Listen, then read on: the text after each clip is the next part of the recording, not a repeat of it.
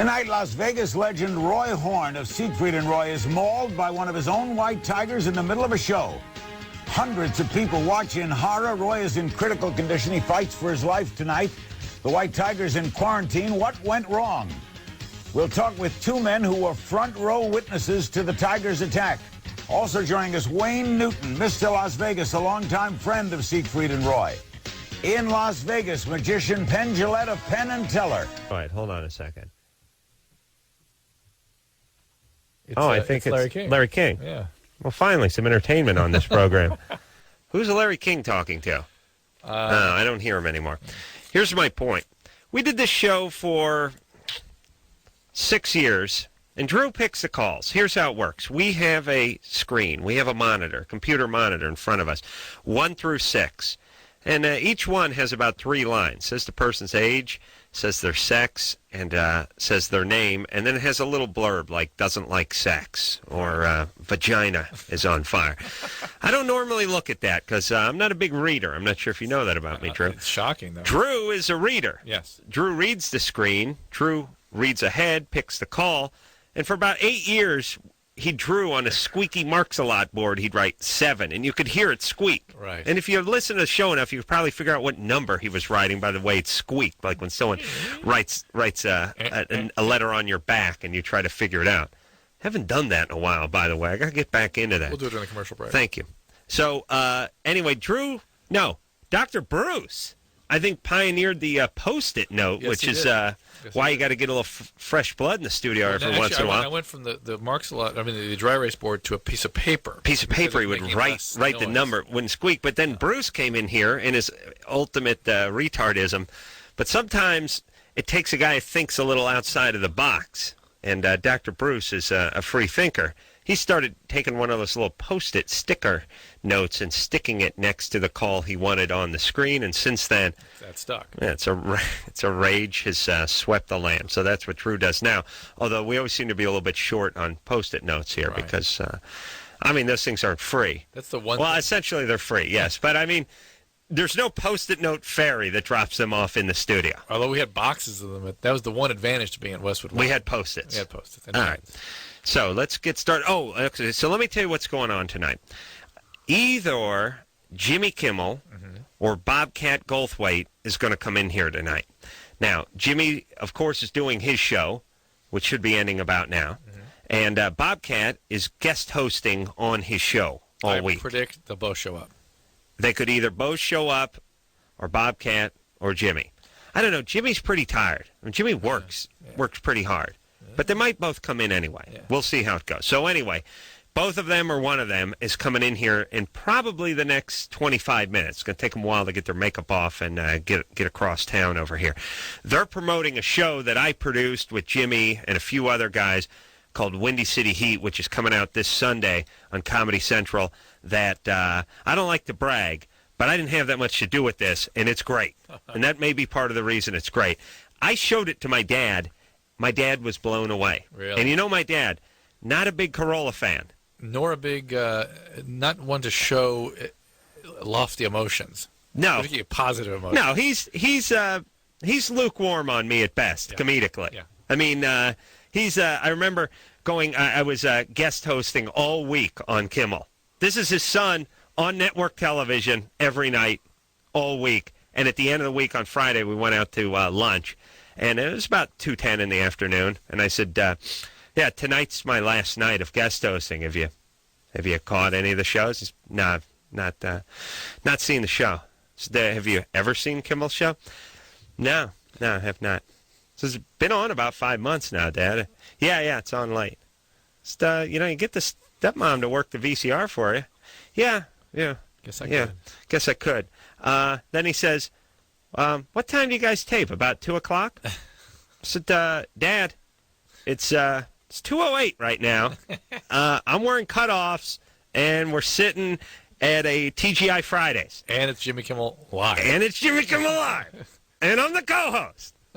Yes, we're taping now. Can't you see the lights, the camera, the makeup? Hold on. Your head's blocking my cue cards. I can't figure out what the response to that question was, Dad. No, you imbecile. It's Jimmy Kimmel Live. Yeah. Anyway, So suffice it to say, Dad, not a huge fan. Yes. Nothing against my work. Oh, well. Well, we don't know what goes on in the dark recesses of his mind. He does not openly try to sabotage my career. Right. He just ain't interested.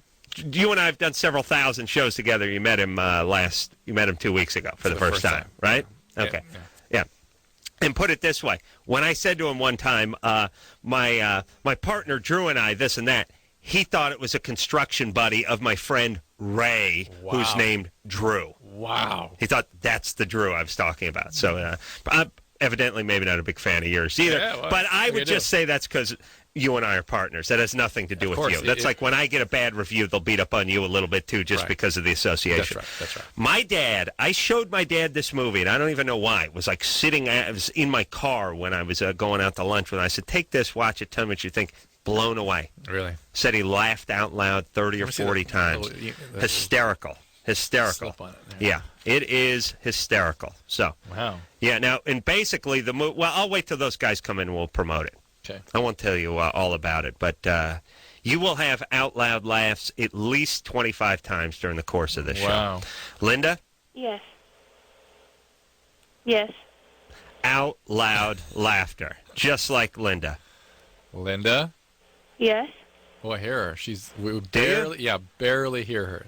Anderson, there's something wrong. I think you need me to be louder. There you go. There you go. Is that good? Yeah, that's great. What's up? What's going on? I have a question for you. Yeah. We always listen to your show, and I have a problem with getting started with having sex. I'm 25. I've been married 7 years, and it's not really always been a problem. I think it happened really after we had children.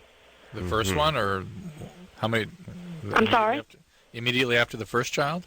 Pretty much, yeah. Okay, and what's the problem? I just can't seem to. I just don't want to. I just don't want to have sex. So you have a history of you used to be interested in sex. You used to be interested with your husband. But seemingly, since having had children, you just ain't interested. Right. Are you stressed out? Are you mad at your husband? I don't think so. Now, I do suffer from depression. I take Zoloft daily. Okay, well, there you go. Zoloft will shut you down completely. Guys get depressed, they beat off 14 times a day. Girls get depressed, they shut down completely. Unless you put them on Zoloft or Prozac, that can shut you down pretty good. That's nice. But, Linda, that's the problem. That is the issue. There are antidepressants you can take that will not shut you down that way. You can talk to your doctor about that. Now, my doctor always, every time I go in for my checkup, he'll always ask me if I'm still able to reach orgasm. Well, yeah, but you forgot to tell him that you're not interested in sex. And see, I've told him that, and he's told me it's just a mental thing. You'll get over it. No, it is a very serious problem. Well, maybe he's just telling her that to give her a little placebo. Now, unfortunately, these drugs can ruin relationships. I actually wrote a book about this. You did? Yeah. Called What's Restoring the name Intimacy. Of it? I never heard of that one. It's called Restoring Intimacy. I never even saw that one. Just a little pamphlet that me and some other doctors put together. It's a jackrag. I use it for a bib. Yeah, you could.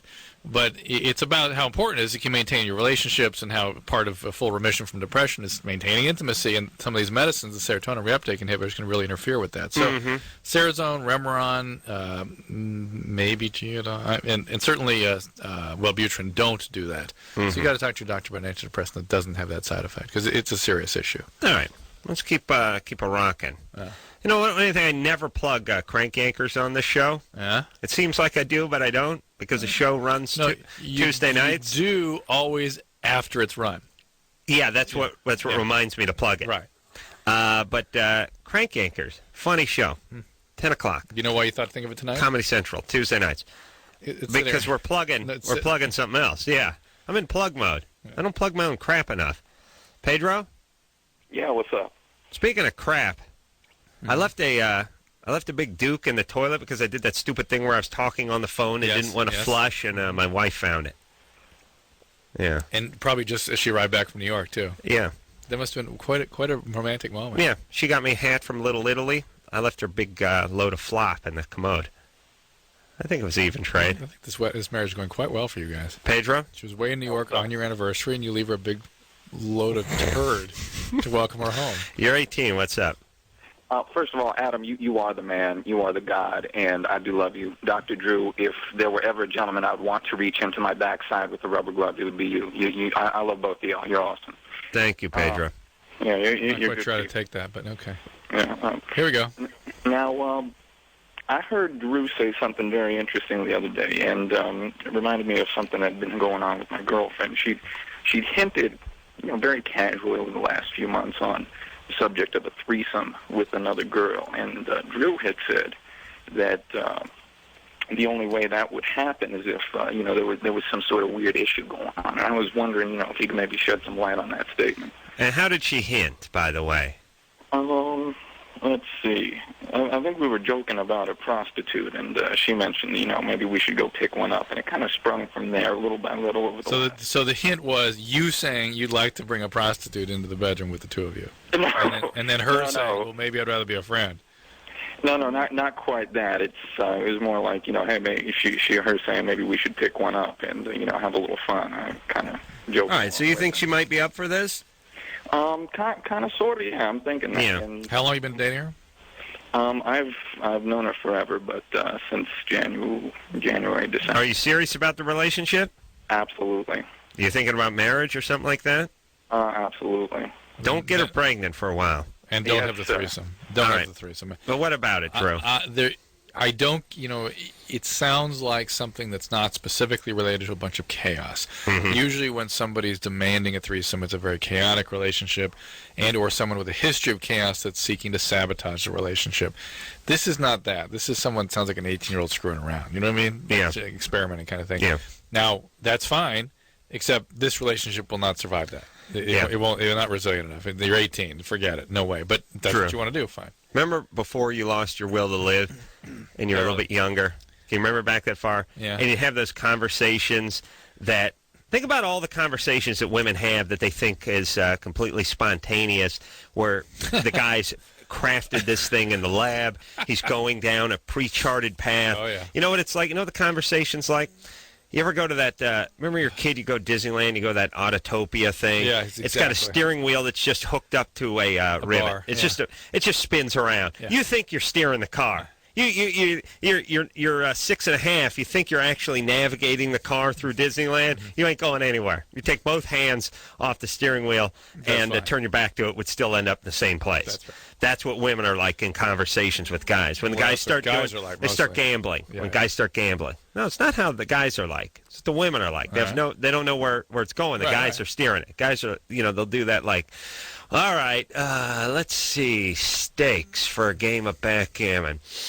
Oh yeah. Yeah. All right. I don't know how to do Losers this. got to jump in the pool naked, huh? Or something like that. Or they'll do the massage thing. Yes. How about you want a massage? I'm great with the. I can't get around this bra. I just can't work around the bra. That's when guys start offering massages. Guys start making bets. Yes. Guys start spontaneously bringing up stuff like strip clubs and threesomes and oh man, yeah. What? You'd never let anyone film you doing a lesbian act with your sister, would you? I mean, you wouldn't let them videotape. That'd be crazy, right? Right? Yeah. Oh, no, I know. I think it's crazy, too, right? It is. Okay, so it is. Okay, let's see. Backgammon. Let's see who's going in the pool. Then you go, yeah, your sister, but I bet one of your friends. Yeah, that'd be cool. Yeah. Just everything. Everything's one big sexual thing. Chicken fights in the pool. Yeah, get on my shoulders. Oh, yeah. Are you Remember that kidding? stuff? Are you kidding? Drew knows. Guys are diabolical. Drew is a man of exquisite passion who's been underneath more than his fair share of chickens during the chicken fight. And by the way, during the chicken fight, everyone's a winner. You think there's losers and winners? Everyone's a winner. You have a wet vagina on the back of your neck for as long as you can hold him up. She's in a bikini. Tops are coming off. That chicken fight's a good thing. And somehow, I got to get into one of those. The guy feels bonded to that girl. You know what I mean? Oh yeah, hey, Like we're a team, we're a baby. team. Yeah, that's right. We're a team. You're holding on to her thigh. Yeah, but she's pinching. You get her coos is in the back of your head. But she's the whole time pinching your cheeks with her thigh. You're plotting. You got a boner. Yeah. But she's scratching at her She's friend. scratching. Yeah, you're plotting. Oh yeah, we got to get him back. Yeah, this time go for the top. You go for the top.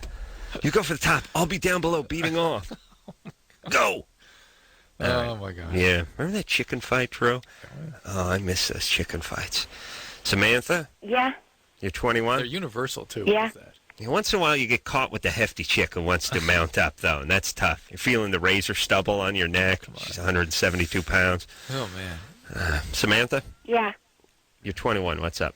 Is this When was your last chicken fight? my chicken fight? Yeah. What, girl fighting or something? Like what fighting? Yeah, like when you take your tobacco out of your mouth and blind her temporarily, then go upside her head with a cider jug and then strangle her with your rope belt. Well, speaking about blinding, that's something Samantha wanted to ask about. Go ahead, Samantha. Well, see, I didn't know which question to ask or whatever, but All right, baby, what's up?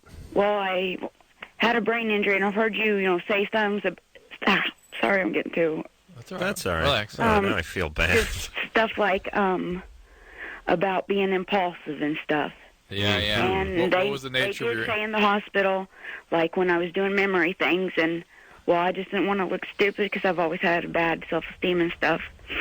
But so I just went ahead and blurted out answer, but I can't control it sometimes. And What is I've the got- nature of your... What was the nature of your injury? What happened? What? What was the nature of your injury? What happened? Gunshot to myself. I shot myself. Oh, you did? Yeah, and yes, I know you're going to say never have children and never all that stuff, but that just makes me more depressed. Oh, baby, no, I wasn't going to tell you that. No, but you tell everybody. But I'm not talking to you. I'm talking to everyone else. I want you to have a whole brood. No, well, not me, because I know that with everything I've done and me being blind, well, my family doctor said blind people shouldn't have children, but then I talked to my shrink or the person that supplies medicine, Yeah. Sorry, I'm getting tongue-tied. Psychiatrist, yeah. Just had it so hard getting through. Oh, baby doll, listen now. Well, hold Sorry. on a second. I don't know. We're going to make you feel better. I know. Yeah? All right, well, listen. Hold on a second. When did you try to commit suicide? What was it, 99? 99. So 4 years ago.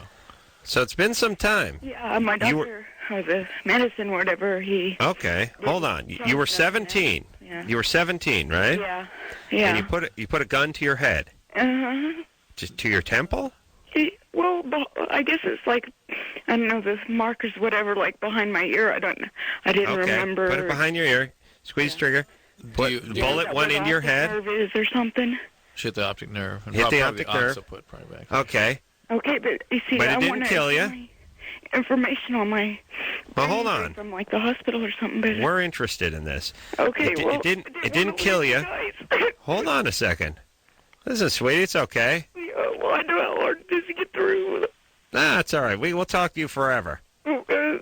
All right, Jimmy and Bobcat will talk to you. Yeah. Well, I'm sorry to get so emotional, but that's the problem. That's all right. That's okay. So, you shot yourself, and what happened? Somebody found you? We'll see. Yeah, I guess, who'd they say found me? I did it in my brother's room, I guess, and my dad's the one, because my mom heard a snap or something. She thought it was electricity at first, but Yeah. she didn't want to go look because she was afraid or something. Let me ask you something about gunshots.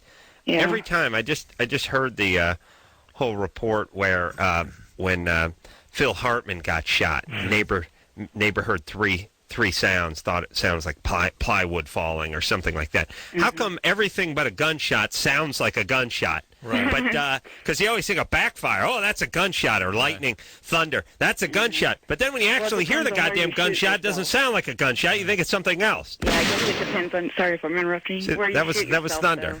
What's that? It depends on where you shoot yourself, probably. Also, I see. no one's ever heard a gunshot, and in the movies and things, Says that she's from Missouri. She they might have. wakes up to gunshot alarm But the every stuff we morning. see in the movies, all Well, at first, enhanced for a and while, yeah, I used to. That's true. Okay, so But I you went shot with the yourself. city to the blind school, and I freaked out there. Oh, you went to the blind school. All right, Yeah. well, hold on. We got plenty to talk about. We got So- a bunch of issues I can go on We about. got a lot of issues. Have Now, you had a relationship since you've been blind? Yeah, you don't want to go there, too, huh?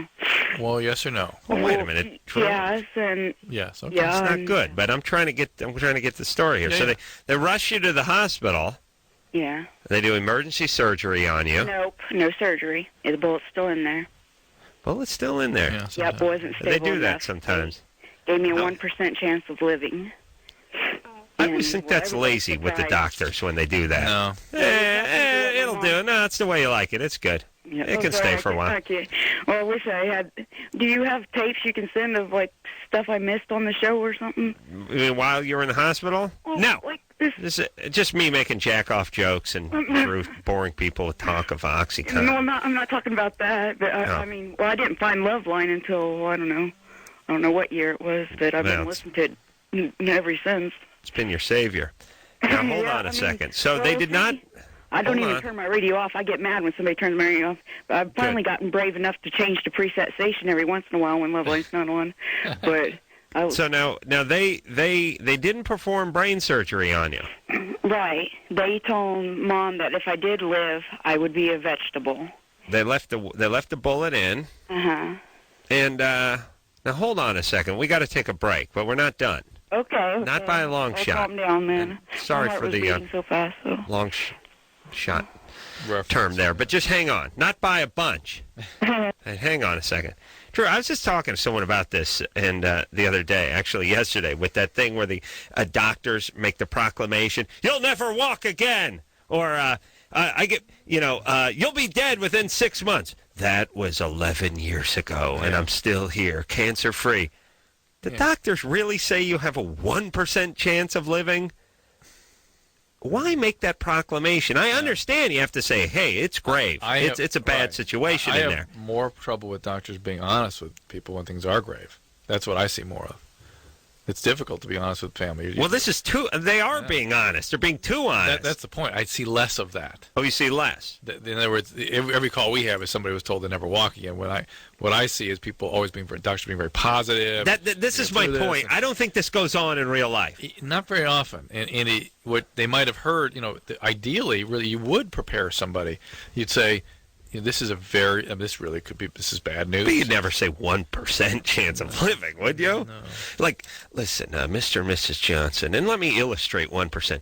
Picture a giant wheel with 100 lines on it, okay? Like a huge pie. All right. Have you been to Vegas? Have you spun the roulette? That has 32 slots. This has more than 3 times as many. Now, picture only one of those slots being life for your young daughter. All right. Now picture spinning that. The ball's bouncing around. And the ball bouncing around. Let me ask you one more quick thing. And we got to go to break. Yeah. Bobcat should be here, or Jimmy Kimmel should be here to promote Windy City Heat. We got to talk to Samantha more. Shot by her own hand. Tried to commit suicide at 17. Bullet still lodged in her brain. And blind now. I'd be using that, though, if I was her. Like when I got on a scale and someone was like, 168 pounds. I got a bullet in my head. Like, it's like I'd use it like when you go, I just ate, or I got my shoes. I got my shoes and a belt on. Right. Yeah, bullet. Lead in the head. Come on. But, Drew, let me ask you one more quick question when we go to break. Yeah. I was laughing about this with someone.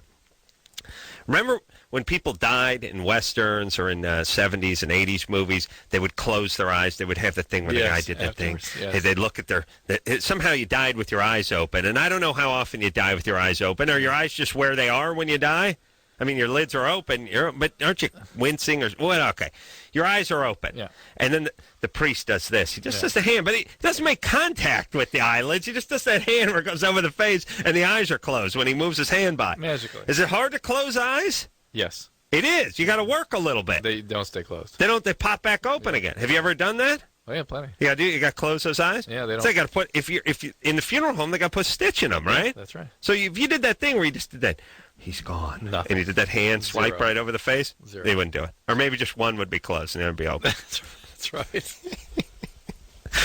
Hey, well, good times. Good times. We're going to take a quick break. We'll get back. Morbid line after this. Yeah, after this.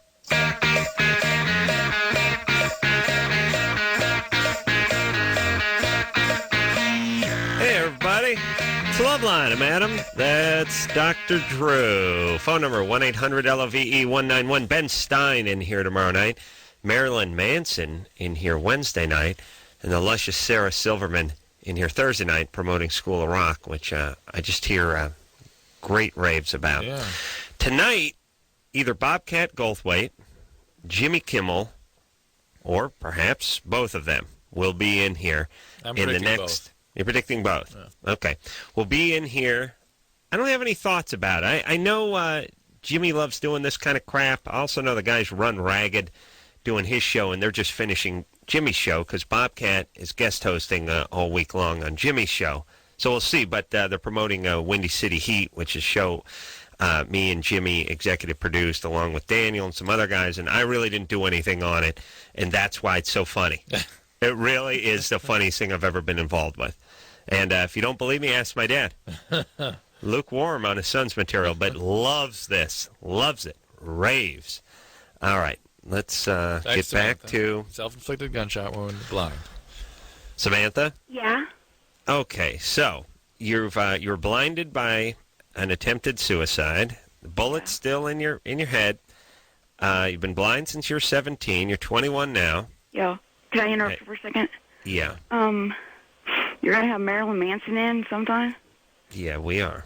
Oh, my God, I should have called in, but my mom hates him, but she burnt my Marilyn Manson CDs and everything, and she totally hates him. I should have tried to call in or something, but I just wanted to get through so bad.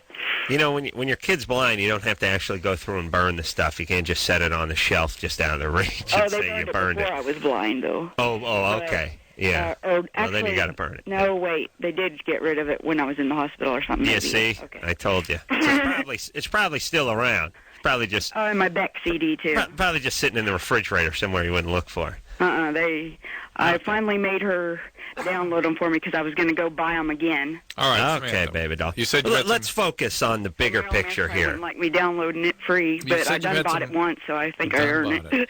You said you've had some pretty bad relationships since this all happened. What? Oh, we're going to there or something? Sure. Yeah. Well, see, I just broke up with this one guy. I went ahead and, well, my mom said, she didn't really call it a relationship, and I don't even know if we were supposed to be going out, but I took it as we were going out. Why was your mom sort of making that kind of judgment? Well, no, she liked him. It was actually, my brother's friend or whatever, Yeah. Hey, Samantha. Yeah. Let me ask a few questions. Well, I don't know what time you go. I mean, it said 12 o'clock, and it was over, and so I started breaking down crying here and stuff. I was like, okay. Because I fought so hard to try to get here. Hold on, baby doll. Calm down. You're living at home, right? Yeah, we're trying to get assisted living, so I'll be able to call when I want to and stuff. Like if I want to call Loveline. Aw, that's nice. Tell that to the person you're trying to get the assisted living money from. Well, my mom don't like everything they talk about on Loveline, though, so... Yeah, your mom's got a lot of hold on. She's listening, too. Oh, yeah, okay. Oh, good. Mom passing a lot of judgment for someone whose kid tried to put a bullet in their head. You know what I'm saying? A lot of judgment. I'm just saying, when your kid tries to snuff himself, maybe stop judging so much. That's all. That's all I'm saying. Yeah, Samantha? Virgo or whatever she is, her sign. Oh, she's a Virgo. Well, that explains a lot. Well, she looked it up and she said it's like a perfectionist thing, and she's always she's trying to be the best mother she can. But sure. Yeah. My mom was the same thing. If you call locking yourself in the room, smoking weed, and yelling freak out. Well, I might have technically been still high when I shot myself. Oh, okay. All right, so listen, Samantha, let's work on you. I could work on stuff forever on me. Yeah, well, that's what life is, whether you're blind or living at home or not. But it doesn't matter. It's just one big job. Had to go back after this thing. I got well enough. I went back to therapy for I don't know if it was 6 years, or maybe it's 6 years total with all the times I've been to therapy or something. That's good. All right. All right. Let me give everyone a quick pep talk here. Drew, please stop me if I'm wrong. All right. Life is a lot of work for everybody. It's a challenge for everybody. Some people... Some more than others. Yeah, but some people sort of enjoy that challenge. It's sort of like exercise. Yeah. Exercise is tiresome and painful. You can get injured. It's difficult for everybody, but some people enjoy that challenge, that rush. They like achieving this thing. But it's not as if it feels good to them. Do you know what I'm saying? I think you run, you take care of yourself, you lift weights, you work hard. It doesn't feel good. Doesn't feel like you're getting a massage. Right. You like the feeling you get after it. Right. And that's the way life is. People that achieve a lot don't just enjoy working. They get something from it. That's right. And so everybody should know that there's a lot of work involved with life. Yeah. And they should, because they're alive and because there's someone like Samantha who's going to be here for another 65 years, should start focusing on enjoying that process instead of fighting it. Yes. Don't fight that Instead of saying process. it never ends. It never it never ends. That's right. Go. Yeah, go with it. Enjoy it, jump into it. I'm not saying you have to be happy about everything, but just treat it like a process. Yeah. And I don't know. Samantha's got to stick with her therapy. Samantha's got a lot of stuff to do. It sounds like she needs some medication, too. And possibly some medication. Because she's had a biological injury, and it sounds like she now can't contain impulses, and her moods are very labile. And, All right. and you can fight that with biology. They do a lot of leaving the bullets in. Yeah. Chris? Yeah. I know doctors doing a lot of, if that bullet was just a couple of millimeters to the right, Oh, yeah. you'd be paralyzed. Yeah. They do that. But they don't do it the other way, where they go, yeah, you're in a wheelchair, you're a quad now, just a couple of centimeters to the left, you'd be fine. You'd be doing jumping jacks right now. Too bad. Nice. But they never do that. No. That would be when you lay on somebody. Chris, Yeah, what's up? you're 25? Yeah. You read Dr. Drew's book? No, not yet. Not yet. Fantastic. Glad you Hey. called. All right, but Now, thank hey, you, buddy. Hold on just 1 second here. Oh, okay. The reason why I called was because, well, one, you wrote a book, and I listen to your show a lot. By the way, Adam, love your sarcasm. Bit extreme, Thanks. sometimes, but it's awesome. See that? You know? And Drew, I was just wondering something, man. You know, right now I'm trying to write a book, and 10 minutes through it, and I'm getting kind of worn out. You know, to the point where I'm just about to send it to somebody and see what they think. Well, here's what you need to do. Hold on, let me just butt in. If you want to write a book, it's important to get a lot of books of people you admire and not read them, and then write your own goddamn book. Right, Drew? And that's one Is way that to how do you do it? Is that how you Yes, did it? Of course. All right, so why haven't you read Drew's book? Why? Because I'm a fiction writer. That's the way I am. But Did you buy Drew's book? Not yet. But My book is I just- actually... years alone, I just went through. Hold on, I just love the screen. It says Drew. And this is what you get, by the way, for picking these callers, thinking you're going to get a fluff job going here. Inspired by your book. Yeah. Inspired, like, hey, if that jagoff can write a book, I can write one too. Exactly. That's the kind of inspiration But Chris is talking about. The fact is, though, my book is like a fictionalized novel. It's a fictionalized nonfiction, basically, and it's a novel format. So it's what you're writing. Hi, Drew. How would you write a book if you were talking to somebody who'd never written a book before and they wanted to write a book? Oh, come on, buddy. It's not that tough. You'd have to self-publish. Chris? Yeah. Because they only write books that they know are going to have a certain amount of I sales. self-published like 26 times when my wife was in New York. Did you? Yeah, 2 times. It's a on the porno. last day, Self-published a too. porno. Chris? Yeah, what's up? What's your book about? I'll tell you this much. It's two for. All right. Tell you I don't this like much. anyone who starts with "tell you this much," like I'm on pins and needles over here. Drew, what should I hate Chris? By the way, I hate guys like Chris. Yeah, he's I got don't know to if you like hate guys like Chris, but I hate guys like Chris. Okay. I'll tell you this much, buddy. Let me tell you that that guy. I didn't read the book, but I can tell you this: I'm writing my own book. Okay, and I can't tell you what it's about. Tell you this. Here's much. what I found out in being in this business for 10 years: the more somebody can't tell you what their project's about, The less you want to know. the less you want to know. Yeah. And the less impressed you'd be. The reason I can't tell you about it is because it's a piece of ass, not because you're going to take their crappy idea and run with it. But anyway, what would you do, Drew? Well, write a manuscript, write a treatment? Get a book agent. Get a book agent. That's You can't get a book agent. That's what you'd first do. Then How you'd about write writing a treatment? Then you'd write a treatment. How about and- starting with some short stories and things like that, trying to get published? But neither of us really know how to do fiction. I don't know how that's done. How dare you? I do don't. nothing but fiction. You didn't know that? I wrote, I'm always writing those. I wrote that Buck Rogers spec script in the 80s. Remember that? No. Oh, for the Animaniacs? No. Rachel? Yes, I write animation. Rachel, you're 21. Hi. What's up? Hello? Yep. Yeah. I was calling in to get some input on something that's been bothering me for a really long time. In fact, I've been trying to call Loveline for the past 4 years, I think. Whatever. Just to address this. You've been trying for 4 years. Well, not exactly trying, but I remember the first time I tried calling. It was like 4 years ago, and it was for this very same well, a similar thing. But anyway, I better get to it. That's right. I have had a problem on my mind when I was a young Today, girl. Junior? Hello? Yeah. Hold on. Isn't this phone? Is everything confusing to people who call this show?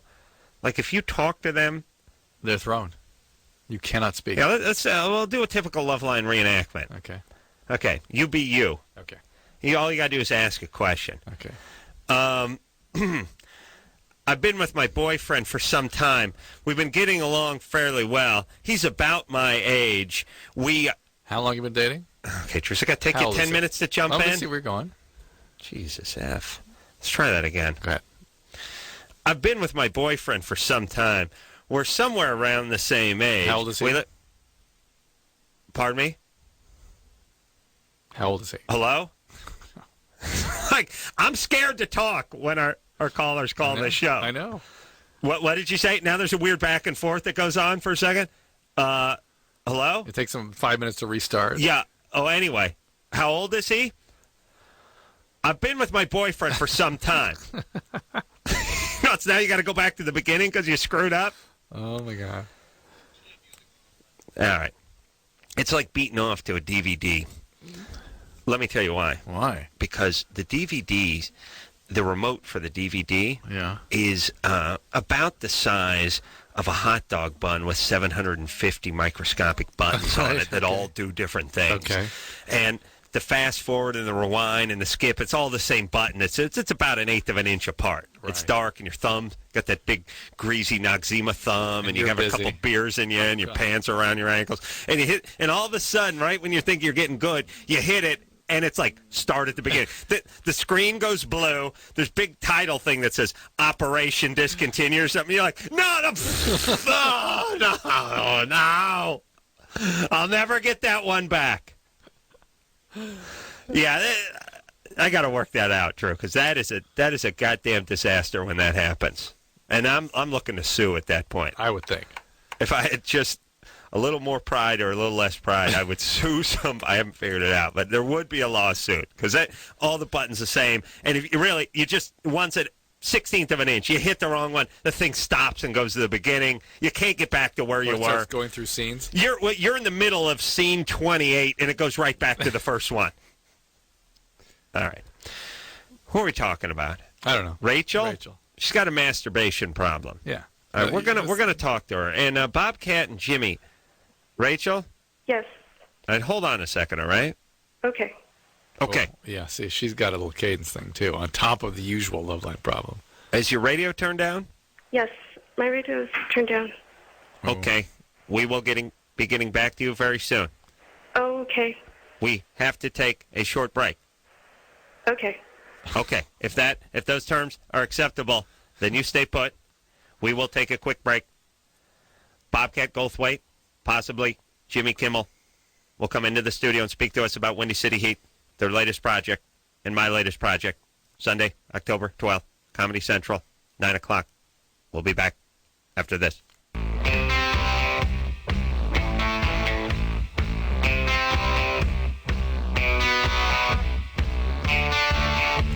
Hey, everybody, it's Loveline. I'm Adam, that's Dr. Drew. Phone number 1-800-LOVE-191. Ben Stein in here tomorrow night. Marilyn Manson on Wednesday night. Sarah Silverman from School of Rock, which I hear is fantastic.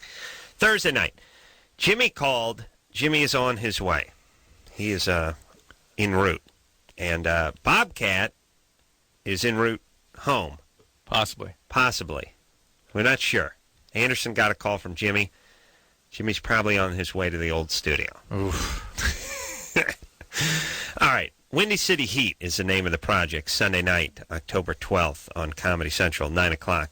Adam Carolla's father calls it the finest work he barely was in. Huge fan. Has that anything to do with? My dad laughed his ass off. That's amazing. And I laughed my ass off. Solid. I'm not kidding either. You guys watch it Sunday night, then call us, tell us what you think. Hysterical. Rachel? Hello. You're 21? Yes. Yes. Okay, so you started masturbating at age 7. Yes, and I wanted to know if that was anything of an oddity. A little bit. Yeah. A little bit. And as usual, human beings, things don't exist in a vacuum, so to speak. Things suggest other things. And I thought I heard a smoke detector, Drew. I thought I heard her like moving some dishes around or I something. thought I heard both. Rachel, Yes. are you in the same room you were just in? Yes, I am. Don't move. Is there a smoke detector in that room? No. No, there is not. No, but I have a lot of smoke detectors in my home. You do. Is the battery low in one of them? Probably not. I think my mom just changed the batteries. Ah. Okay. We'll be the judge of that. Let's keep talking. So anyway, masturbating at 7 can be something that doesn't mean anything, but oftentimes it does. And given particularly your sort of cadence and how you make us feel, Adam, correct me if I'm wrong, but I would say something probably was going on that was causing you to kind of self-stimulate that way. Some chaos, or I thought I just heard something too. I can't really hear you that well. Yeah. We're going nuts because we think we hear a smoke detector chirping in the background. You don't hear it? I don't hear it. Okay. We'll take your word for it. Although, whenever we do hear it, the person on the other line says they don't hear it, and then we hear it later. Don't know what we're talking about. But Rachel, were you ever abused in any way? Any trauma? When I was molested when I was like 4 years old. There you go. That's something. That's what I'm talking about. Who did that to you? It was a distant friend of my parent that I was with, and Okay. so it happened when I was really young. Have you ever gotten any therapy? I'm in therapy right now, but I haven't been able to tell my doctor about this because it's really difficult for me, and so I thought that it would be easier if I were to do this like anonymously, kind of. Yeah. All right. It's a very important part of your therapy. You must talk about it. Unless you're able to be trusting and open with your therapist, you're not really going to get anywhere. I find in my therapy when something is difficult for me to share with my therapist, I do it in song.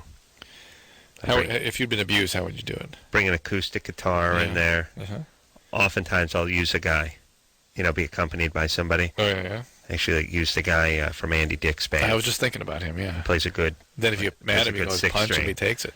And every song just starts like a Gordon Lightfoot song, but eventually goes into molestation. And who knows what goes on in the old vagina, the old vagina, the old vagina. Your son is gay. But anyway, Rachel, we knew that something was up with you, just the way, the cadence. And Speak to the anger. shrink, please. Yeah, you've got to really work on this stuff. Yes, the masturbation is something that kids do when they have been abused. Absolutely. Dan? Yeah. You're 22? That's right. You use LSD and mushrooms? Mostly just mushrooms, but yeah, pretty often. 3 times a week for 2 years? No, it's probably been like 3 times a week for like the last 8 months, but then pretty like regularly for like the past like couple years. And then again, just like with our last caller, Dan doesn't. It's not that surprising just listening to his cadence and rhythm and shrooms. That's a tall order to do all the time. Yep, that takes a little work. And like LSD, we expect to see some real serious brain injuries. Well, we're keeping our fingers crossed. Do you still see trailers? Oh no, not at all. No trailers. Good. Okay. Now, when you take the shrooms, do you get off on them? Do you see things? Do you hallucinate? No, mostly. See, I don't really believe in like the whole. Like I don't really hallucinate as much as I think it's more of just like body sensations. All right. Well, listen. Believe in the hallucination. If you take enough of them, you'll hallucinate. Yeah. By the way, Dan, it's not about believing or not believing. It's it's a biological event in your brain. 10 million stoners can't be wrong. I mean, you think we're all just making this up? We can induce it. I've hallucinated from mushrooms. I understand, but it's from specific. I'm high right now. No doubt. Go ahead. I'm sorry. Just saying, it's a specific brain activation that causes hallucinations, and part of that, when you do that to brain tissue, it seems it does something called excitotoxicity, where there's sort of excessive amounts of the brain chemical being released, and those chemicals become free radicals and destroy the brain tissue. Okay. Well, let me just do my stupid math here for you guys real quick. If you're super, and we never talk about this in society, we don't think in terms of dumb and stupid, but here's the deal. If you're a super intelligent guy, I mean, if you're smoking crack whip smart, you can do some drugs, and it just knocks you down to a little above average. It dulls you a little bit. You're like a samurai sword that is so sharp it can take being ground on a rock a little bit. It's still a dangerous weapon, but what we have is we got guys with a spatula that have one sharp edge on it. Right. And when they start grinding that thing on the rock of drugs, now they're left with nothing. Now they've gone from quasi-retarded, not too quick, to semi-retarded or fully retarded and unemployable. That's what they've gotten. I like your theory, except there's a missing piece in it, which is that it doesn't affect intellect as much as emotional functioning. It sort of makes a Swiss cheese-like effect on the brain's functions. When a guy's been doing a lot of shrooms, a lot of LSD, and a lot of weed, and you talk to the guy 10 years after he started or 5 years after, you know it. Yeah, and so does the guy who's looking at his application at the bank. That's right. All right. We'll take a quick break. We'll be right back.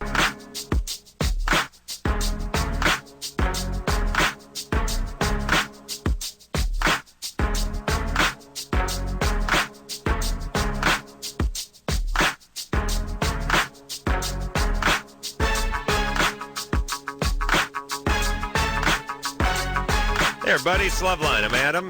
That's Dr. Drew. Phone number 1-800-LOVE-191. Jimmy Kimmel's just entered the studio.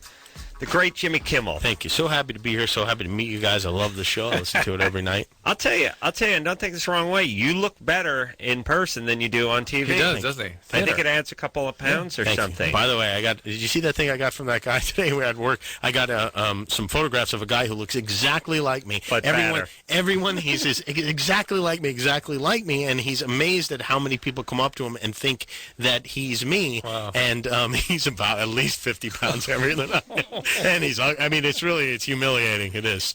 Whenever somebody looks like you, it's always a bad thing. Never a step up. It's never a step up. Or if it is a step up, people qualify it. They go, "This is the handsome Adam Carolla." That's right. If they don't realize that's insulting. Like he's Jimmy, like you if you look like handsome, if you're like a better looking Jimmy person. would always do that with Pete Sampras. Adam, right. you're like he's like the handsome version of you.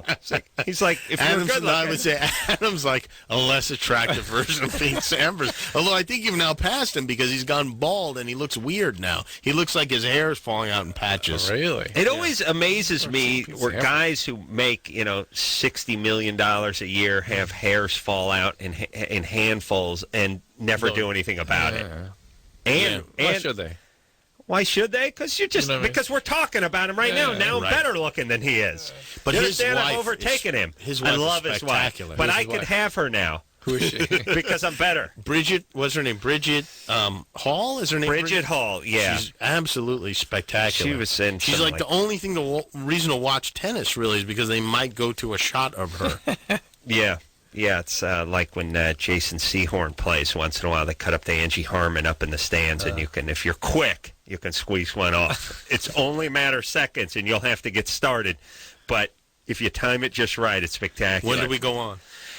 Oh, we're on? Oh. Windy City Heat is the name of the show. Yeah, Adam talks about masturbation. It's a movie, as much on the air as off the air. I'd say he talks a little bit more about it off the air. I have a horrible story about Adam that I learned that I don't think you know about that I'll share a little later in the show. Oh, no, that's cruel. It's called a tease. It's called a tease. It's for the people listening. It's for your ratings, Drew. I'm doing it for you. Speaking of ratings, Ben Stein tomorrow night. I don't know if you've met. Have you met? Great guy. Oh, Ben's here tomorrow night? Older Jewish gentleman. Ben's on our show tomorrow night. Oh. Well, then he'll be late for this show. That's tomorrow night.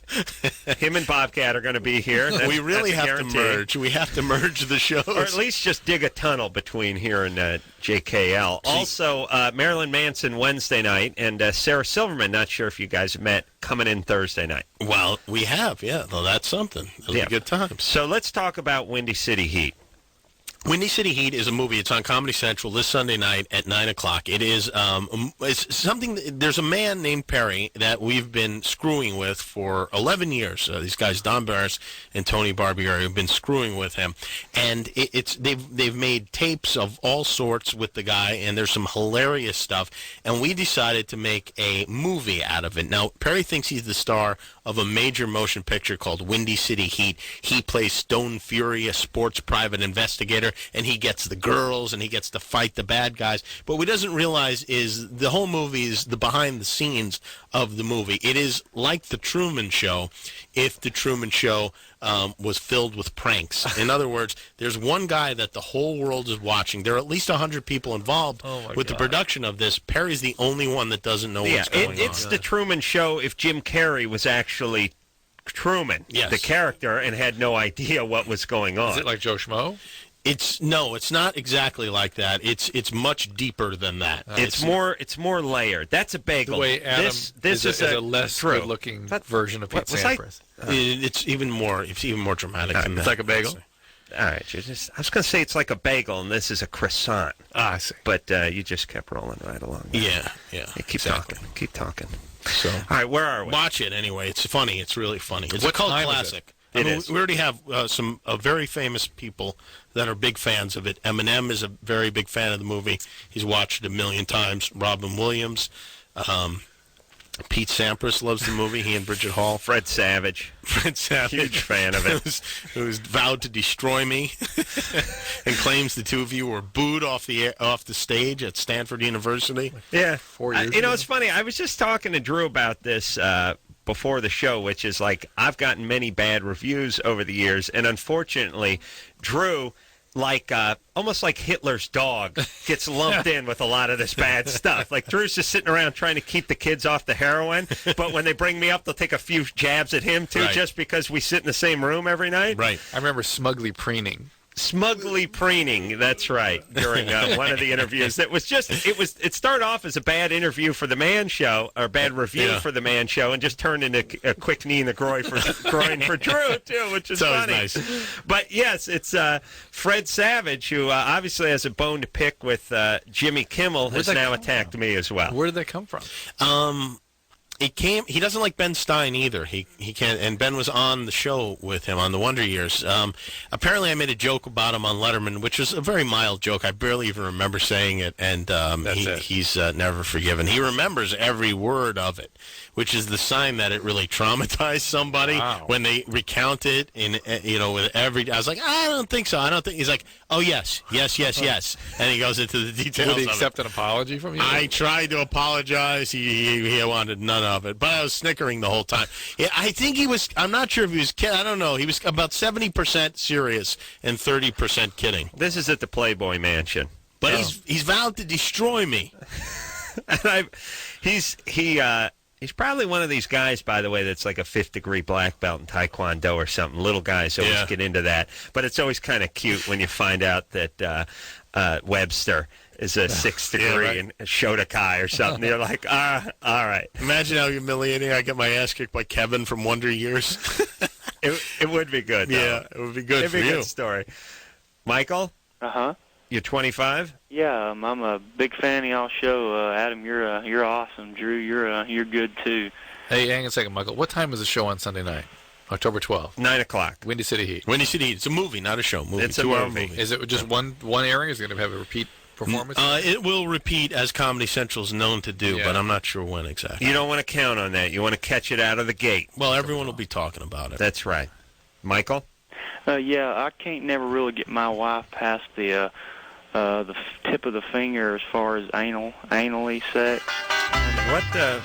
What century are you calling from, Michael? Do they have phones in your century?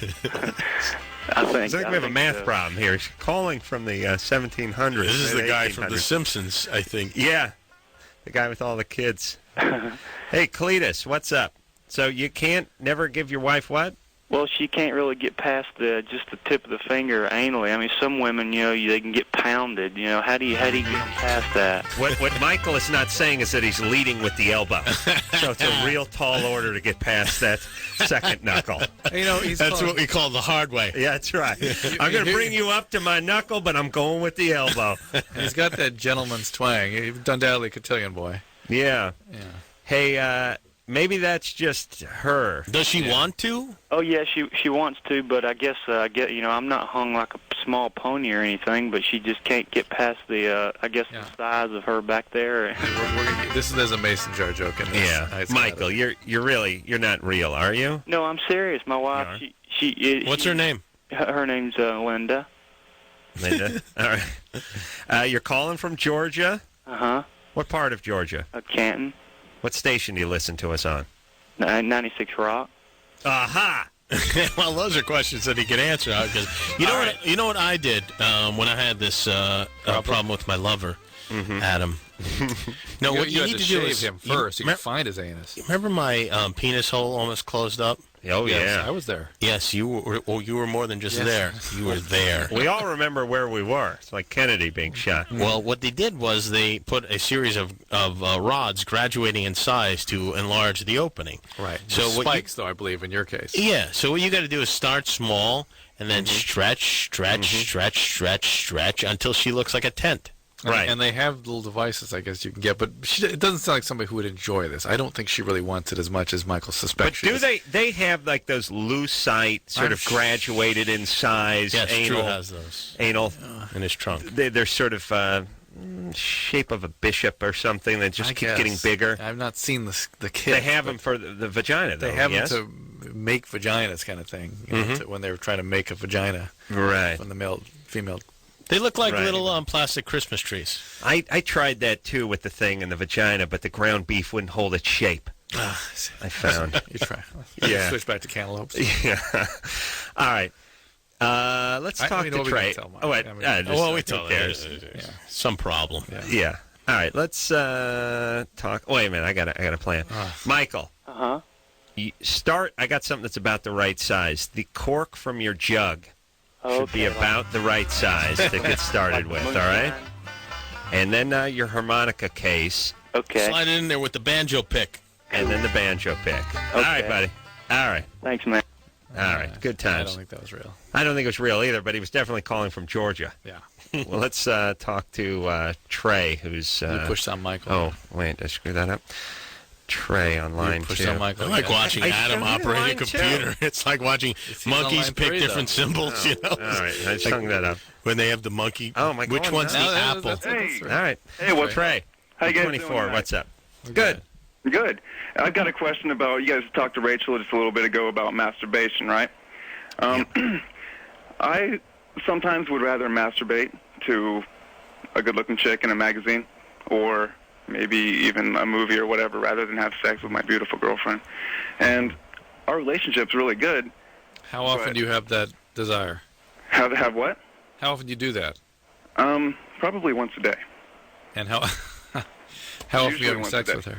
How many times how often do I have sex with her? Yeah. Well, she's down at college right now, but when she's here, every day. And then you also masturbating when she's here? Yeah. So you just double down? Yeah. All right. I just like to get off. Is that, am I wrong? Is that bad or what? Does it affect your performance or anything, or your relationship? That was my second question, is that sometimes I premature ejaculate. If anything, this would be better for that. Cleaning That's what I was thinking, but it doesn't. And it's kind of like a release. I'd like to masturbate before, and then I last a little bit longer, but it's kind of embarrassing, I want to get into the moment with her, and I want to make her orgasm also, but... Well, she may not be able to. It's only one solution. Go for 3. Yeah. How about that?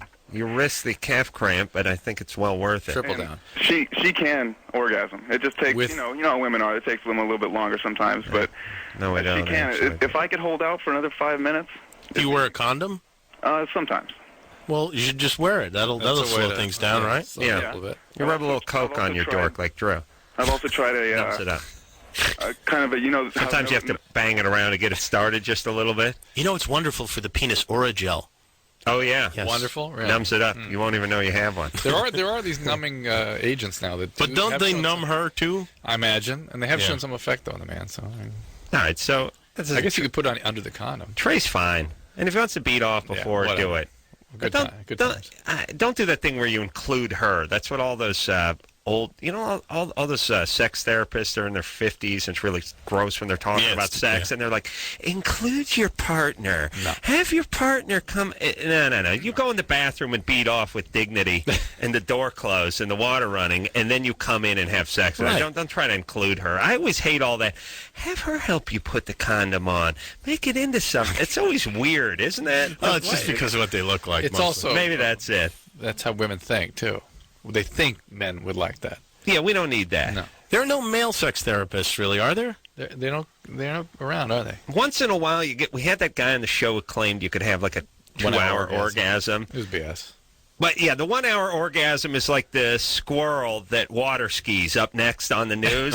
Like you think, so the guy says, you can have a 1-hour orgasm, and you think, oh my God, the room is going to be filled with semen. I mean, this is huge. Like you're going to open the door and you're going to go down the stairs with the sofas behind you. You spill out onto the street. It's like you're at Knott's Berry Farm or something. But you think, and it's the same thing. Like when they go, next up, a squirrel that water skis, and you go, wow, how does a squirrel water ski? And then they show it, and it's a squirrel that's been stapled to a piece of plywood. Exactly. The pull rope is attached to the piece of plywood. The squirrel ain't holding it, and then the boat is dragging around this thing. The squirrel's too scared to jump off. The squirrel's more hostage than water skier. It's stapled in. And when it stops, it still floats. It just sits there. It doesn't fall into the water or anything. It doesn't need the speed of the boat. That's how life is. Right. It's like when you're a kid, it's like 8 foot high, giant remote control robot, $8. Does your bidding for you. Yes, you the hovercraft, you can build yourself. Standing over your teacher going, Jimmy does not want to do homework this week. Do you remember those giant ghosts that you could buy through the comic book? I ordered that. You know what it is? String and a balloon. It's a balloon with a ghost printed on it. Oh my God. Oh, it's and you know, that's when you realize there's no justice and life isn't fair. No, that's your parents try to teach you, but it's when you scrape together $3.95 and you're 8 years old and you order some piece of crap like those X-ray specs, which should be illegal. I believe should be the district attorney of every state should look into that because you cannot see through clothes. You can't even. It's not even near being able to see through clothes. Well, here's the better part. If they're legal, they should. If they work, they should be illegal. Do you know what I'm saying? Exactly. Like you're walking down the street looking at a bunch of women in their bra and panties. There should be a law against that. So if they don't work, they should be illegal because they're false claims we made. If they do work, they should be illegal because they work. All right. But yes, all that stuff in life you quickly realize does not work at all. And how did this? I don't know, but you need to start masturbating a third time. That's all. Yeah. That's what it is. Yes. All right. And they do have that stuff at the store that numbs you up a little bit, so I hear. I have to believe it numbs the woman up, too, though. But put on under a condom? Ooh, maybe so. Nice. And plus, you get that little psychological advantage to rubbing something on there. You know what I'm saying? Yeah. Some guys, though, that might finish them off. I think I'll just put a little more on her. Yeah, just like that. Amber? Hi, you guys. You're 23? Yes. What's up? I know Dr. Drew has a lot of experience with addiction, and I am taking Vicodin. And I had it for a valid reason. I broke 2 toes at work, and I had to take it at work because I have to be on my feet. I'm a bartender, and I have to be on my feet all the time. So I totally had a legitimate reason to be taking it. All of my patients start with a legitimate reason, and then they get addicted. Realized, believe me, Dr. Drew, there is addiction all around me, and I'm the only survivor of my whole family that hasn't had a problem with alcohol. Well, but now it sounds like you're getting How'd you break your toes at work? My other bartender dropped a friggin' keg on my toes. Oh, really? Yeah. Oh, that's bad. I know, it was really bad. I know. Really, really and it's always horrible to do stuff to chicks or gays because they cry and they squeal and you're standing over them like. Adam, I was so good. I was tearing and I wasn't crying. I know, but guys feel horrible. Oh, well, no, how about the fact that she's still working? That is pretty good. Most people will go for that workers' comp, and then that's the end of it. All right, you know? you're a hero, Amber. Why didn't you just tell your work you need a month off? You're hobbled. No, they knew. I was limping around, but my bar's not too long, so I could, just kind of. That doesn't answer the question. Why was I working? You had a coworker injure you at the job. Why didn't you take a month off? If I was to go on disability or workers' comp, I mean, I make $300 a night in tips, and if I was to go on, you know what I mean? Yeah, it just wouldn't have been. There's no way. Okay. All right. So anyway, the doctor gave me Vicodin. I was taking it every shift. I was totally following doctor's orders, just taking 1 per shift. It was getting me through my night, and I was realizing, wow, this stuff's like kind of gives me like a rush. Like I'm like on the gas. Like I can go. Like way more so than if I'm like not. Yeah. And so I was realizing, oh my God, I'm making so much more money. I'm like, my guests are like loving me even more. I mean, they love me anyway, but I can talk. I can pour 3 drinks and have a conversation with 2 people at the same time. The restaurant trains you to look at the boozers as guests, or to refer to the lushes who come in and hit on you. I work at a very high-end restaurant. We can't say the C word. Okay. So, Lucky's. All I right, was so realizing that, and then I stopped taking it because my toes were healed, and I stopped taking it, and I was going, oh my God, I seriously can't function. I went to work one night and I was totally screwing everything up. all right. Are you high now? Yeah. I took A little bit? one Yeah. this morning, you guys. Okay, Mhm. and what made me realize that I might have a problem is I went to the crooked doctor because my doctor cut me off. So I went to the crooked doctor. Yeah, you're on your way, Amber. This is how it starts. Okay, Dr. Drew? You mean guys, Dr. Drew? What would be so wrong with?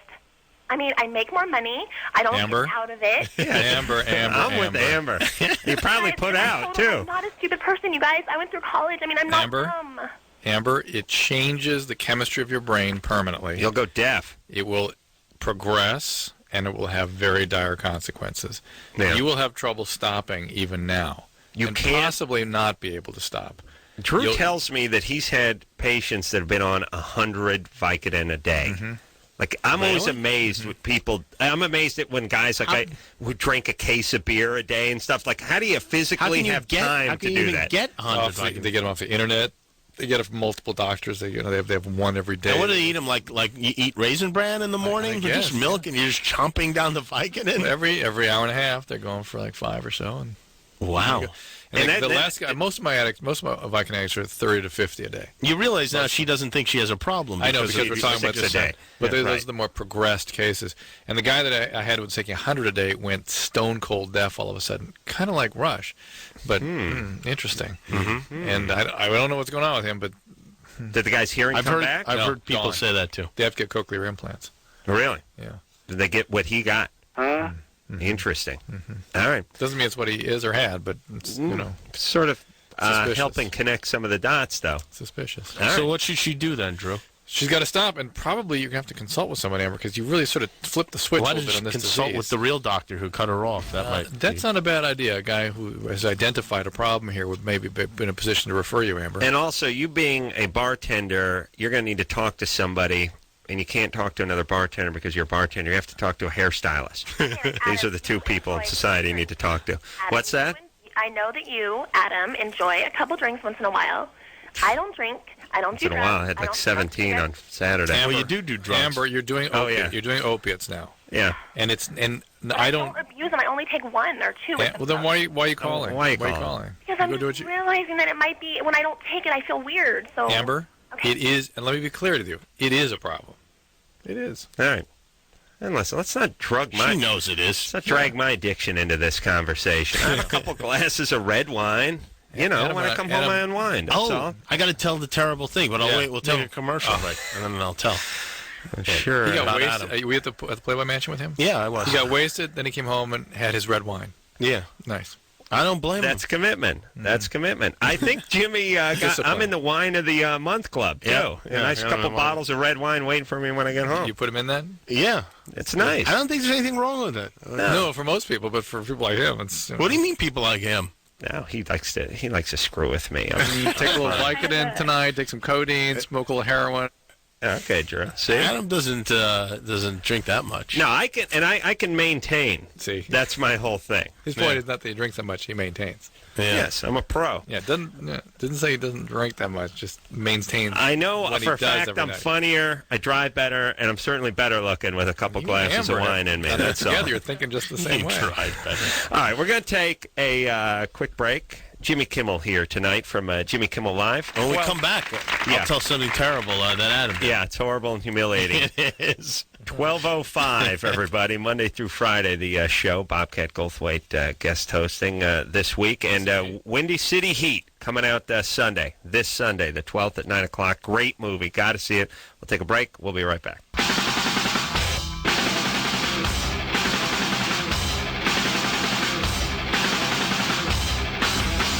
Hey, everybody, it's Loveline. I'm Adam. That's Dr. Drew. Jimmy Kimmel in studio tonight. Tomorrow night, Ben Stein, Marilyn Manson on Wednesday night, and Sarah Silverman on Thursday night. Windy City Heat is the name of the movie, and it's on Comedy Central. It's a made-for-television or made-for-Comedy Central movie that really could have stood for a theatrical release. Yeah.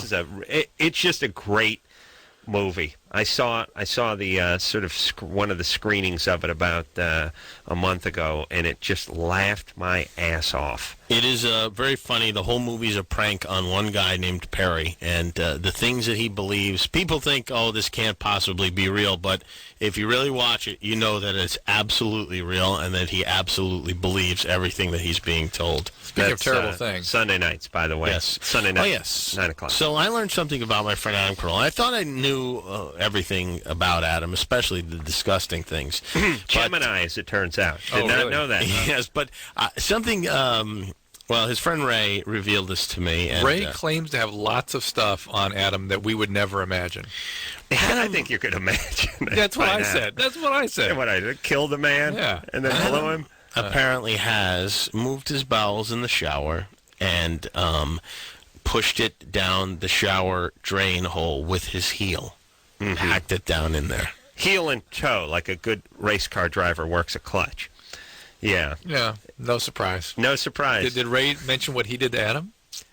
I don't know. There are many things. I don't know. What Ray borrowed a sock cap from Adam, and when Ray gave it back to him, what? Yeah, one of those cap, like my beloved Rams beanie. Yeah, right. When it was time to give it back, Adam asked for it, and Ray said, "Here, have it back," and he filled it with Duke, his own. Right, and gave it back to him. He handed it to me like it was like a mother handing a lunch sack to the young son. It's great. Jeez, what is this weight at the bottom of my? What could it be? Let me think. How did it happen? Did you have your tails surgically cut off, or did they just wear off from pants? I don't know why I took a crap in the shower, to be honest with you. But that one's hard to figure. Well, he used as a toilet. You understand? He lived in a garage. That is true. And his. I crapped in a decorative popcorn can for many a month that my cousin gave me. By the way, no greater gift for an 18-year-old than a decorative tin of assorted popcorn. 5 gallons of cheap popcorn. Oh, it's great. But caramel corn one is done in 10 minutes, and then you slowly peck away at the cheddar cheese one for the rest of the month. It was not like a cat box where you clean it out regularly. He accumulated. Right. Well, you can't just, what are you going to do? Yeah. Yeah, in the shower. I think that's what my Uncle Vince had in mind when he gave me. It was unspoken but understood when he handed it to me. So the shower... Empty it, then fill it. That's right. All right. Well, here's why I crapped in the shower is because... well, your feet away from the toilet. I mean, you're not going to, I didn't want to... I had to take a dump, and I realized I don't want to take a dump with my fresh shower body and have the, dingleberries down there. I don't want to get out...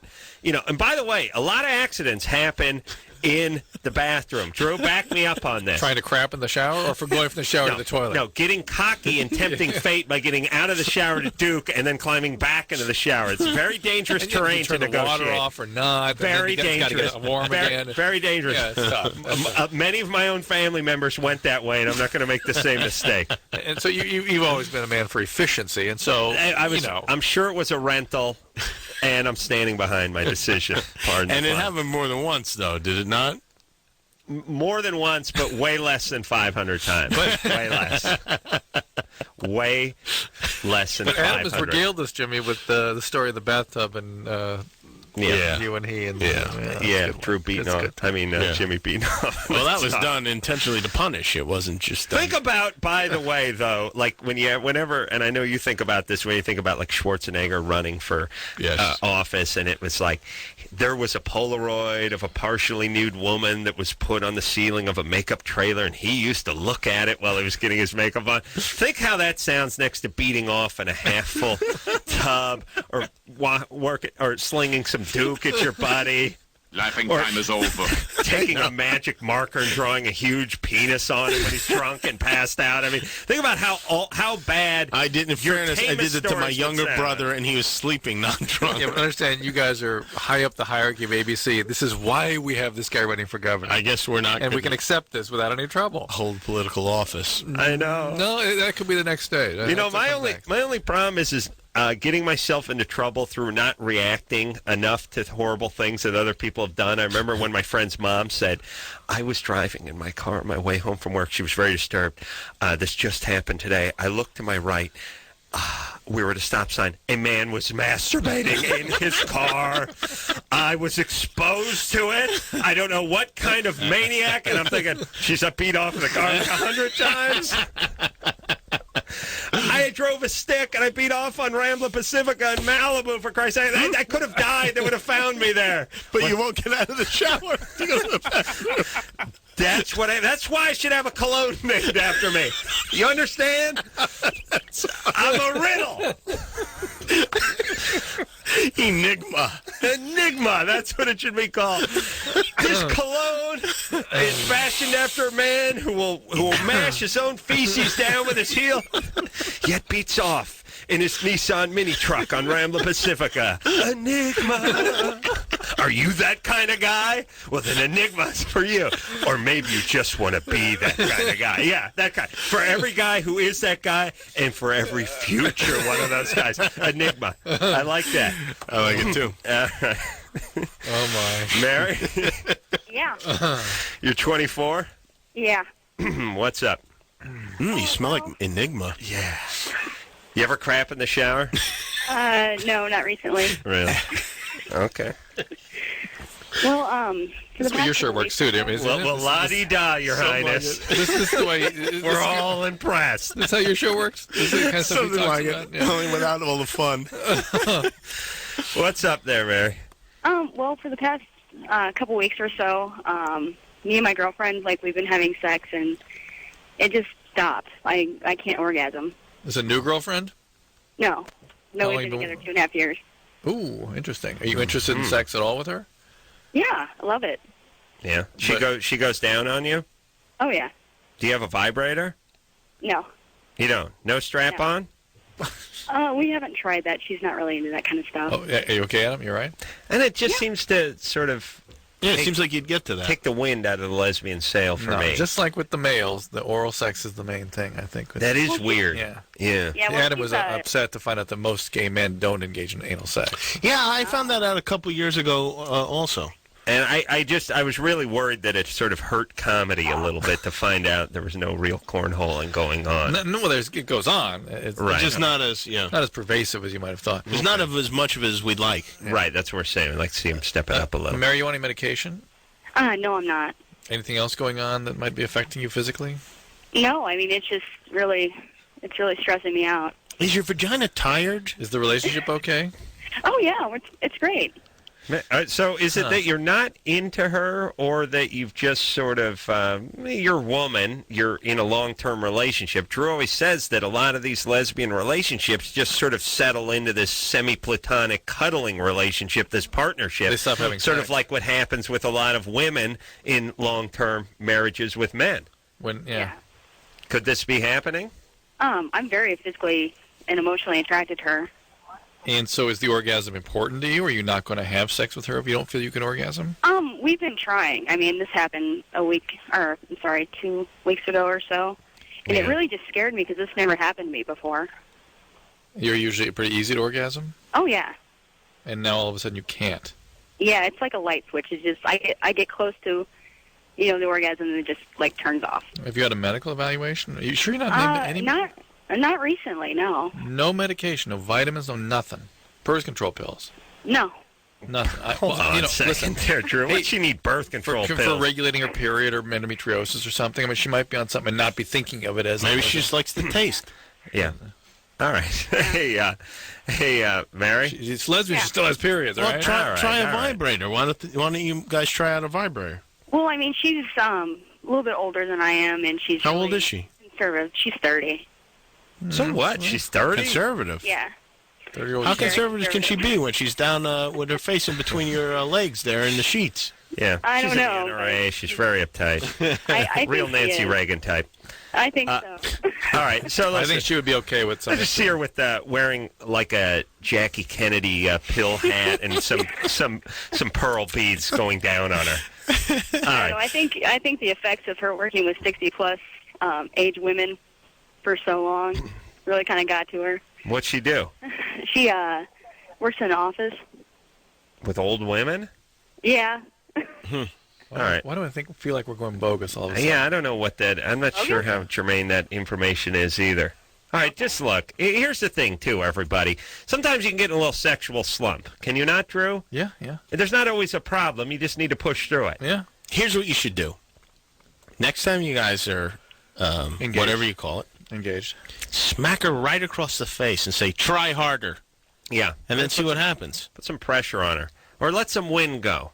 Women don't do that enough. I ate chili over at Jimmy's house yesterday and was blowing tremendous gas. I've been just crazy. Yeah, No, I was blowing the gas later that night. Yeah. It took like a good 12 hours for it to catch up to me. Yeah, it did kick in. Too? Yeah, yeah. Boy. And everyone, too. Everyone at the show. Good food. I mean, gas takes, like we're talking about. It's to percolate. We're talking about how food poisoning takes about 12 hours to kick in. Good, yeah. And good gas after something you ate, 6 to 12? That's to cure, yeah. Yeah. So try that. Yeah. All right, let's take ourselves a little break. Glad we could help. Jimmy Kimmel here tonight from Jimmy Kimmel Live. ABC. 12:05, Monday through Friday. You know about that. Also, Windy City Heat. This is a great movie. It is coming out Sunday, the 12th of October, this Sunday. It's at 9 o'clock on Comedy Central. Take a quick break. We'll be right back.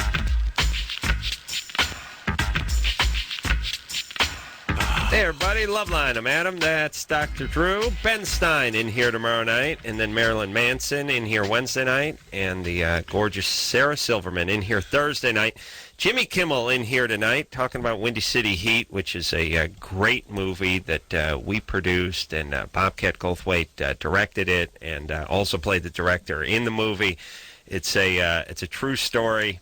It's the first really prank movie, and the whole movie is one prank. It's a 2-hour prank on one guy. Yes, one guy. There's one person involved with this movie that thinks he is shooting a movie, and everyone else thinks they're shooting the prank, and everyone else would be right, by the way. Yes. And it's weird. It was weird to try to pull it off because obviously the players in the movie know what's going on, but the crew, everyone from the grips to the sound guys, everybody, wardrobe, everybody was in on it. Everyone had to sign confidentiality agreements. Wow. And, it's really good.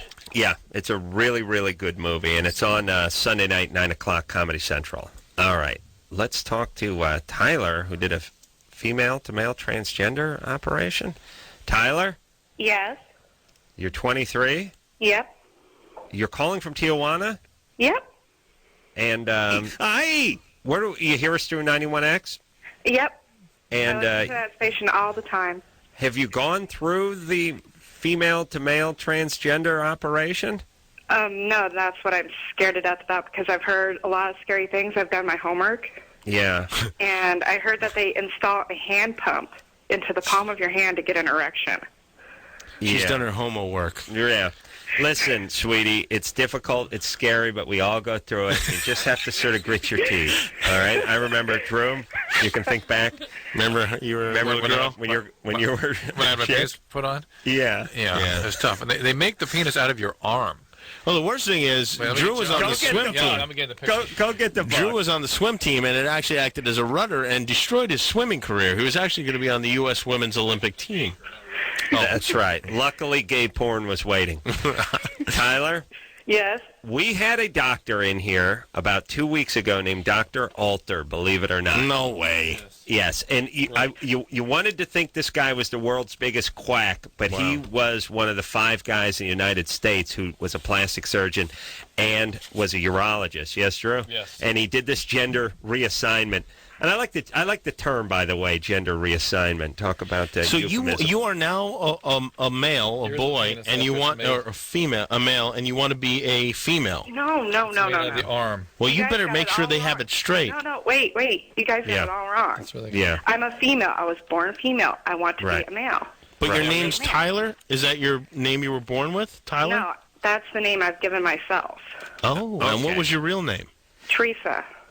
Oh, wow. I'm looking at these, and I don't think you want one because they're like a penis with no personality. They look like an alien penis. Yes.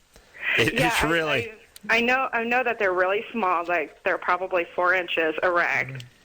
That's not small. Erect. They can get erect?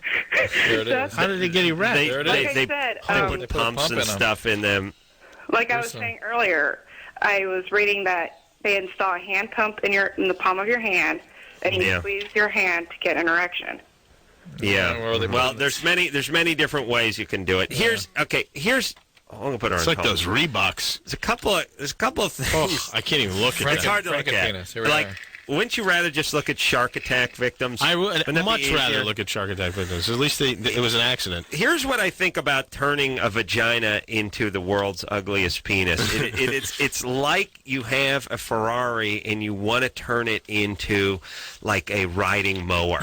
and it's like, yeah, but it's not only do you have a beautiful car, but it's not going to make a very good riding mower. Right. Like, even if it made a perfect riding mower, you would still be turning a Ferrari into a riding mower. But the second part is it's going to be one that's effed up. It's not going to run right. It's not going to look good. It's going to be a disaster.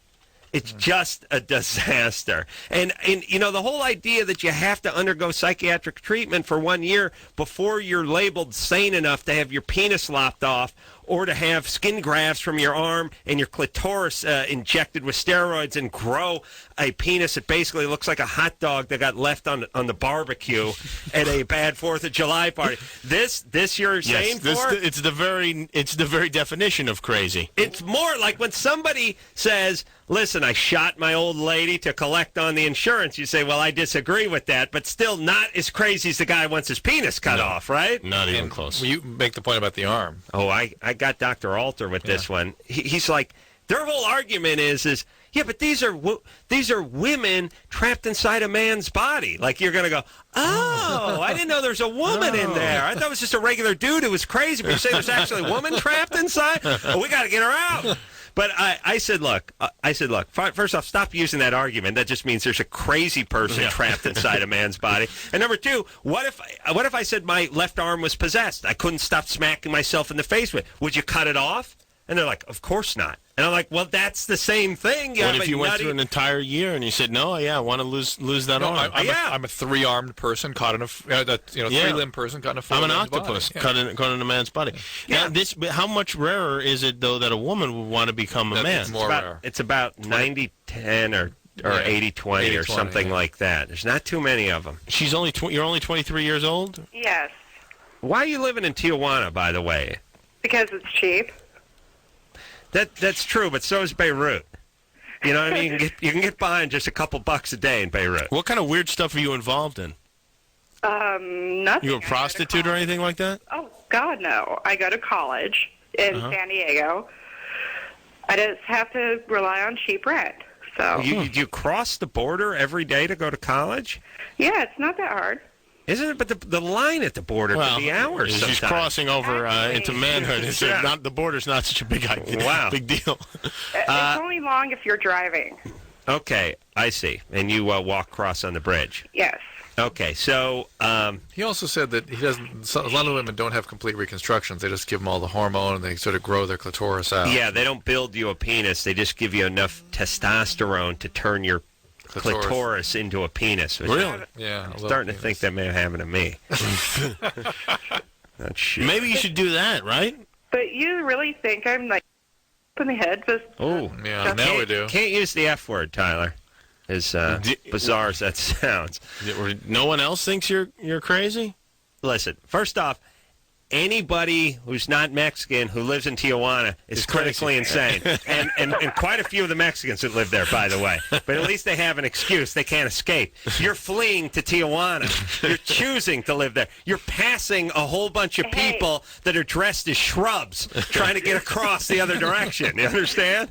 Do you Make that twinkle, twinkle sound when they walk. San Diego? What's that? Do you know you want to know how much it is to rent in San Diego? Well, yeah, I know. Do you know how much it is to get your vagina turned into a penis? Yeah. A lot. Yeah, we're tens of thousands of dollars. Do you have a doctor? Yes. Is he in Mexico or the United States? United States. Would you have a mastectomy? That's something to be considered. You don't know if you want to go through with that? So you'd have a penis put on, but the breasts will remain. Huh, interesting. I know. That sounds great. How close to Revolution Street do you live? About maybe a 15, 20-minute walk. Mm-hmm. All right, here's what I'd like you to do. Let's forget about your gender reassignment. I'd like you to buy me some M80s and some tile. And when you come out to San Diego, I want you to just keep coming to L.A. and bring them to me, all right? Why don't you get one of those hats that has a penis on them? Yeah. You know those baseball caps that have a penis sticking out? Yeah. That should be enough for a while. I mean, here's the whole thing. If you could snap your fingers and become an attractive version of the sex you wanted to be, it would still be insane, but at least I'd listen to your argument. Right. You know what I mean? If you could do this, pow, if you could be some chick and go pow and be Hugh Grant, or you could do pow and be some guy and be, I don't know, who's that, Claudia Schiffer, I would understand that. But you are going to look like someone took... You're going to look like Lou Grant. You're going to look like Lou Grant had an M80 blow up in his underpants. That's what you're going to look like. It's going to be a mess. People are going to think you stepped on a bouncing Betty in Nam or something, and it just blew your groin off. That's what it looks like. You should look at this book, by the way. Yes. Go get... What's the name of this book, Drew? Ehrlich and Alter, Reconstructive and Plastic Surgery of the External Genitalia. Terrific. Go Great get read. that book. It's a great read. That's Madonna's new children's book, isn't it? Yeah. Read it in the toilet or in the shower where you crap. Whatever, I don't judge. Sink where you be. And we'll take... Think about that, Adam. Think about it. I know. My wife is she's had such an ass full of me. You know, the other thing is I now urinate out the window at night, and my wife's starting complaining that it reeks of urine as she's walking up the stairs in the plant. I have a fern that's dying over there because I'm watching TV, and all right, I don't have to justify myself to you or anybody else. Anybody else. All right, we'll take a break. We'll be back.